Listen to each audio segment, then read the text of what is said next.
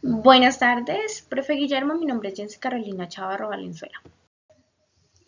Estas son nuestras condiciones generales del proyecto. Tenemos una cuerda de 10 metros, velocidad de diseño de 60 km por hora, es una carretera secundaria, el radio es de 120, que fue el que nosotros asumimos debido a que el mínimo es 113 metros. El ángulo de flexión, bueno, eso es de cada una de las curvas.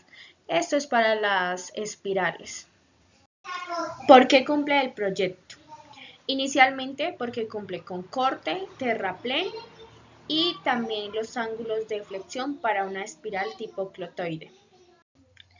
Además de eso, también cumple debido a que el parámetro mínimo de la longitud de la curva es 33.33 y la longitud de la curva 1 nos dio este valor, la longitud de la curva este valor, y también el parámetro P cumple debido a que es mayor a 0,25. La entretangencia también es la adecuada debido a que es mayor a 0, ya que son curvas de distinto sentido. Para realizar el proceso de diseño de nuestro proyecto se extrajo una cartografía del norte de Santander, municipio Toledo. Primero, se realizó el cálculo de los radios de estos círculos. Posterior, se trazó la línea de ceros y luego con esto, teniendo en cuenta corte y terraplén, se trazó la vía. Aquí obtuvimos bastantes pi en un principio y esto es inadecuado en una longitud de vía de 810 metros. Decidimos realizar unos ajustes para que tan solo quedaran 2 pi. Para el cálculo de las curvas circulares simples, no tuvimos ningún inconveniente con nuestro diseño, ya que la entretangencia nos dio 211. Mientras que para el diseño de curva espiral clotoide, con ese diseño no cumplía, ya que los ángulos de flexión daban negativo, por ende tampoco cumplía la longitud de la curva. Para esto se replanteó el eje cambiando los pi, haciendo que estos tuvieran un ángulo de flexión mayor, que fue de 46 y 54 grados, logrando que nos cumplieran los parámetros. Para el proceso de diseño, primero se calculó la longitud mínima considerando los 3 parámetros indicados en el manual de diseño, que son la variación de la fuerza centrífuga, la transición del peralte y la velocidad específica. Luego se calcularon los ángulos de deflexión de la espiral, cálculo del delta C, longitud de la curva.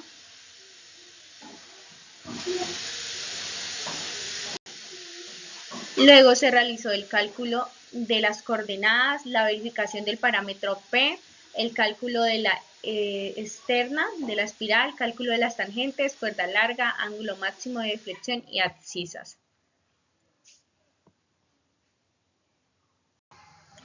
Esta es una tabla comparativa de los 3 diseños que he nombrado. Está la longitud de la curva. En la curva 1 es más pequeña en este diseño que en los demás, en el diseño de espiral. La entretangencia en la espiral es más pequeña.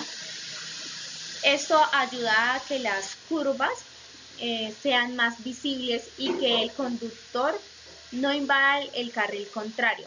Los ángulos de deflexión en las curvas circulares simples son más pequeños, por lo tanto se tuvo que corregir obteniendo 53, 54 y 46 grados. Bueno, aquí hay un error porque son los mismos. Esto hace que podamos cumplir con todos los parámetros solicitados. Las tangentes son más pequeñas en el primer diseño que en las curvas circulares simples corregidas son más grandes y en las espirales son mucho más grandes. La longitud del tramo en un principio Se obtuvo como 774,656 metros. En cambio, en las curvas circulares simples corregidas aumentó y en las espirales disminuyó 3 metros. ¿Sí? Disminuyó 3 metros en comparación con este diseño. Los radios se mantuvieron igual, 120, la velocidad de diseño también es la misma, los grados de la curva aumentaron en el diseño de espiral. ¿Cuáles son las fortalezas del proyecto? Este no tiene cambios de dirección muy fuertes ni son tantos, son tan solo 2 cambios de dirección. Todos los parámetros fueron cumplidos. Los drenajes son naturales ya que es un terreno montañoso y por lo tanto la pendiente hace que las aguas superficiales se fluyan de mejor manera. Es más cómodo el diseño por espirales. También la entretangencia es pequeña y sobrepasa el parámetro mínimo. ¿Qué es lo más importante al momento de realizar nuestro diseño? La velocidad del diseño. Esta modifica la longitud de las curvas verticales, horizontales y la velocidad. También el trazar el diseño de la vía guiándonos con las curvas de nivel. Con esto hacemos la línea de ceros y debemos tener en cuenta que al momento de trazar la vía cumplamos con corte y terraplén. Debemos, importante, caracterizar nuestra cartografía, observar si se encuentran ríos, puentes, edificaciones y demás. Otra cosa muy relevante es cumplir con los parámetros indicados en el manual de diseño de vías. La entretangencia, cumplir con la longitud mínima teniendo en cuenta los 3 parámetros que son transición de peralte, velocidad específica, velocidad de la fuerza centrífuga. Cumplir con cada uno de estos parámetros para que nuestro diseño sea cómodo, seguro y confiable. Durante el desarrollo del proyecto se nos presentaron diferentes dificultades. En un principio obtuvimos 6 pi en un tramo de 810 metros. Eso no es para nada adecuado. Así que se decidió por 2 pi. Se nos dificultó debido a que debíamos cumplir con corte y terraplén. Posteriormente, en las curvas circulares simples, no fue para nada difícil, ya que la entretangencia la cumplimos con 211.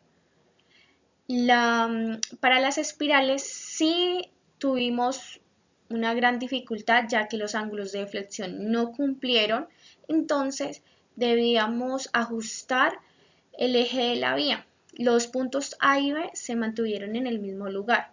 Lo que se cambió fueron los pi.